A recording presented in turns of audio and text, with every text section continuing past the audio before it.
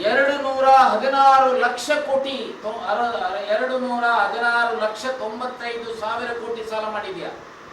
ಎಲ್ಲಾದರೂ KRS ಅಂತ KRS ಕಟ್ಟಿದ್ಯಾ Karnataka? ಎಲ್ಲಾದರೂ ತುಂಗಭದ್ರಾ ಅಂತ ಡ್ಯಾಮ್ ಕಟ್ಟಿದ್ಯಾ? ಎಲ್ಲಾದರೂ ಆಲ್ಮಟ್ಟಿ ಅಂತ ಡ್ಯಾಮ್ ಕಟ್ಟಿದ್ಯಪ್ಪ? ಬುಲೆಟ್ ಟ್ರೈನ್ ಬಿಡ್ತೀನಿ ಅಂತ ಬುಲೆಟ್ ಬಿಡ್ತೀಯ ಅಷ್ಟೇ. ಸೊ ಈ ಒಂದು ಕಡೆ ಈ ಸಾಲ ಮಾಡಿ ಇವತ್ತು ತಲೆ ಮೇಲೆ ಬಂದಿದೆ. ರುಪಿ ವ್ಯಾಲ್ಯೂ ಇವತ್ತು ಗಗನಕ್ಕೆ ಪಾತಾಳಕ್ಕೆ ಹೋಗ್ತಾ ಇದೆ. ಈಗ diesel, petrol, gas doctor Manmohan Singh ರವರು ಪ್ರಧಾನಮಂತ್ರಿಗಳಾಗಿದ್ದಾಗ ಒಂದು ಹಂತದಲ್ಲಿ ಅವರ ಇಡೀ ಅವಧಿನಲ್ಲಿ $120 ಕ್ರೂಡ್ ಆಯಿಲ್ನ ಬೆಲೆ ಒಂದು ಬ್ಯಾರಲ್. ಒಂದು ಕಾಲಘಟ್ಟದಲ್ಲಿ $139 ಹೋಗಿತ್ತು. ಮನಮೋಹನ್ ಸಿಂಗ್ ಅವರು ಇದನ್ನೇ ಹೇಳಿದ್ರ. ಆ $120 ಇದ್ದಾಗ ನಾವು ಡೀಸೆಲ್ 57 ರೂಪಾಯಿಗೆ ಲೀಟರ್ ಕೊಡ್ತಾ ಇದ್ರು, 63 ರೂಪಾಯಿಗೆ ಪೆಟ್ರೋಲ್ ಕೊಡ್ತಾ ಇದ್ರು, 390 ರೂಪಾಯಿಗೆ ಗ್ಯಾಸ್ ಸಿಲಿಂಡರ್ ಕೊಡ್ತಾ ಇದ್ರು. ಈಗ ಎಷ್ಟಿದೆಯಪ್ಪ ಕ್ರೂಡ್ ಆಯಿಲ್ನ ಬೆಲೆ ಮಿಸ್ಟರ್ ಮೋದಿ? ಎಷ್ಟಿದೆ? ಅರೌಂಡ್ $100, 100+ ಈಗ. ನಿಮಗೆ ಈ 100 ಬಹಳ ಡೀಸೆಲ್ಲು, ಪೆಟ್ರೋಲು, ಇನ್ನು ಪಾಪ ಈ ಹೆಣ್ಣು ಮಕ್ಕಳು, ಪಾಪ ಅವರಿಗೆ ಹೆಣ್ಣು ಮಕ್ಕಳ ಪರಿಸ್ಥಿತಿ ಅರ್ಥ ಆಗೋದಿಲ್ಲ. ಯಾಕಂದ್ರೆ ಅದರ ಅನುಭವ ಇಲ್ಲ. ಅವರು 67ರಿಂದ 72 ಬಿಟ್ಟಾದ್ಮೇಲೆ ಹೆಣ್ಣು ಮಕ್ಕಳ ಬದುಕು ಅರ್ಥ ಆಗಿದ್ದಿದ್ರೆ ಗೊತ್ತಾ, ಅರೆ ಈ ದೇಶದಲ್ಲಿ ಅದು ಹಿಂದೂಗಳಿರಲಿ, ಮುಸಲ್ಮಾನರಿರಲಿ, ಕ್ರೈಸ್ತರಿರಲಿ, ಒಂದು ತಾಳಿ ಬೇಕಲ್ರಿ ಅವ್ರಿಗೆ, ಒಂದು ಕಾಲುಂಗರ ಬೇಕಲ್ರಿ. ಆದರೆ ಈಗ ಯಾರು ತಾಳಿ ಕಟ್ಕೋಬೇಡಿ ಅಂತ ಹೇಳ್ತಾರ ಮಿಸ್ಟರ್ ಮೋದಿ? ಹಳ್ಳಿಗಳಲ್ಲಿ ಬಡವರು ಪಾಪ ಈ ಎಂಥದ್ದು ಅರಿಶಿಣದ ಕೊಂಬು ಕಟ್ತಾರೆ, ಹಂಗೇನಾದ್ರೂ ಅಡ್ವೈಸ್ ಮಾಡ್ತಾ ಇದ್ದೀರನಪ್ಪ?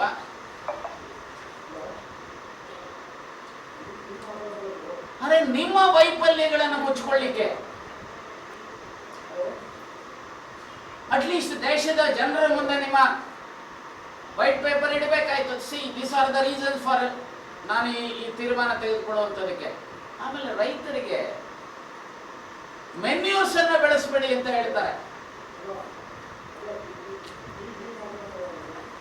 ಇನ್ಫ್ಯಾಕ್ಟ್ ಶಾಸ್ತ್ರಿ ಅವರು ಒಂದು ವಾರದಲ್ಲಿ ಒಂದು ದಿವಸದ ಊಟ ನಿಲ್ಲಿಸಬೇಕು ಅನ್ನೋ ಆಗಿದ್ರೆ ನಮ್ಮ ದೇಶದಲ್ಲಿ ಆಹಾರದ ಕೊರತೆ ಇತ್ತು ಅವತ್ತು. ಆದರೆ ಇವತ್ತು ಸರ್ಪ್ಲೆಸ್ ಆಗಿದೆ. ಯಾಕೆ ಸರ್ಪ್ಲೆಸ್ ಆಗಿದೆ ಅಂತ ಹೇಳಿದ್ರೆ ಮೆಕನೈಸ್ಡ್ ಕಲ್ಟಿವೇಶನ್ ಇಂದ, ಈ ರಸಗೊಬ್ಬರಗಳು ಇನ್ನಿತರ ಬಳಕೆ ಮಾಡೋದ್ರಿಂದ, ಅಂದ್ರೆ ಆಹಾರ ಕೊರತೆಯನ್ನು ಸೃಷ್ಟಿ ಮಾಡಬೇಕು ಅನ್ನುವಂಥ ಉದ್ದೇಶ ಇದೆಯಾ ಮೋದಿಗೆ? ಹಾಗಾಗಿ ನಾನು ಇಷ್ಟೇ ಹೇಳ್ತೀನಿ. ಈಗ ಒಂದು ಕಡೆ ಎಲ್ಲ democratic institutions like CBI, ED, income tax, election commission ಇವೆಲ್ಲವನ್ನೂ ಸಹ ದುರ್ಬಳಕೆ ಮಾಡ್ಕೊಳ್ತಾ ಇದ್ದೀರಿ. ಇನ್ನೊಂದು ಕಡೆ ನಿಮ್ಮ ರೆಸ್ಪಾನ್ಸಿಬಿಲಿಟೀಸ್ ಅನ್ನ ಡಿಸ್ಚಾರ್ಜ್ ಮಾಡೋದರಲ್ಲಿ ವಿಫಲರಾಗಿದ್ದೀರಿ. ಅರೆ ಈ ತರದ ಮೇಜರ್ ಅನೌನ್ಸ್ಮೆಂಟ್ ಮಾಡಬೇಕಾದ್ರೆ ಪಾರ್ಲಿಮೆಂಟ್ ಕರೀಬಹುದಾಯ್ತು, ರಾಷ್ಟ್ರದ ಎಲ್ಲ ರಾಜ್ಯಗಳ ಮುಖ್ಯಮಂತ್ರಿಗಳ ಸಭೆ ಕರೆದು ಚರ್ಚೆ ಮಾಡಬಹುದಾಗಿತ್ತು, ರಾಷ್ಟ್ರದ ಎಲ್ಲ ಪೊಲಿಟಿಕಲ್ ಪಾರ್ಟಿ ರಾಷ್ಟ್ರಾಧ್ಯಕ್ಷರುಗಳನ್ನ ಕರೆದು ಚರ್ಚೆ ಮಾಡಬಹುದಾಗಿತ್ತು, ದೇಶದ ಗೌರವಾನ್ವಿತ ಎಕಾನಮಿಸ್ಟ್ ಯಾರೆಲ್ಲ ದೊಡ್ಡ ಎಕಾನಮಿಸ್ಟ್ ಇದ್ದಾರೆ ಅವರನ್ನ ಕರೆದು ಚರ್ಚೆ ಮಾಡಿ ಒಂದು ತೀರ್ಮಾನಕ್ಕೆ ಬರ್ಬೋದಾಯ್ತು. ಏನ್ ಎಫರ್ಟ್ ಮಾಡಿದ್ದೀರಿ? ನಾಗ್ಪುರದಲ್ಲಿ ಆ ಹೆಡ್ಗೇವರ್ ಭವನಲ್ಲಿ RSS ಕಚೇರಿನಲ್ಲಿ ಹೇಳಿದ್ರು. ಸೊ ನೀವು ಇಲ್ಲಿ ಬಸವಣ್ಣಂತರ ಮೂವ್ ಅಂದ್ರೇನಪ್ಪ mister Modi? What efforts you have made to come to this conclusion?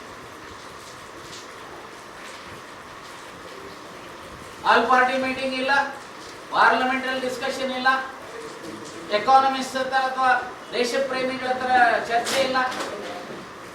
ಅಂದ್ರೆ ನಿಮ್ಮ ತಲೆ ಈಗ ನಿಮ್ಮ ಫೇಲ್ಯೂರ್ ಅನ್ನ ಮುಚ್ಕೊಳ್ಳಿಕ್ಕೆ ಹಾಗಾಯ್ತಲ್ಲ, ಪ್ಯಾಂಡಮಿಕ್ ಇದ್ದಾಗ ಗಂಟೆ ಬಾರಿಸಿ ದೀಪ ಹಚ್ಚಿಸಿ. ಅರೆ article 51A of the constitution scientific temperament ಅನ್ನ ರೂಢಿಸಬೇಕು ಅಂತ ಇರೋದು ಸಂವಿಧಾನದಲ್ಲಿ ಮಿಸ್ಟರ್ ಮೋದಿ. ಸೊ ಹಾಗಾಗಿ ನಾನು ಇಷ್ಟೇ ಹೇಳ್ತೇನೆ, ಈ ಏನು ಹೇಳಿಕೆ ಇದೆ ಕನ್ಸಲ್ಟೇಷನ್ ಚರ್ಚೆ ಆಗುತ್ತೆ. ಏಕಾಏಕಿ ಮಾಡಿದ್ದಾರೆ ಅಂತ ಹೇಳಿದ್ರೆ ಇದು ಸ್ಪಷ್ಟ ಮೋದಿಯವರ ವೈಫಲ್ಯಗಳನ್ನ ಮುಚ್ಚಿಕೊಳ್ಳಿಕ್ಕೋಸ್ಕರ ಈ ರೀತಿಯ ಆಟವನ್ನ ಆಡ್ತಾ ಇದ್ದಾರೆ.